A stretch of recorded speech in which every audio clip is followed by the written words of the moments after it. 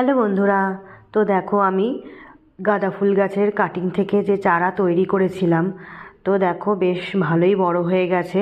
দেখো কড়িও বেরোচ্ছে। তো দেখো আমি এই গাছের প্রথম ফুলটা আর কি রাখবো না, আমি ছিঁড়ে ফেলে দেবো। মানে অনেক ফুল পাওয়ার জন্য আমি এটা করব, পিঞ্চিং করে দেবো। দেখো যেগুলো কড়ি বের হয়নি সেগুলোও আমি মাথাটা কেটে দেব, যাতে এখান থেকে আরও ডাল বেরোয় আর আরও ফুল হয়।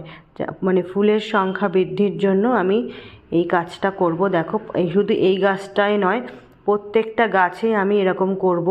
যেখান থেকে কড়ি বেরিয়েছে বা বের হয়নি এখনও, সেইটুকুনি আমি কেটে দেব।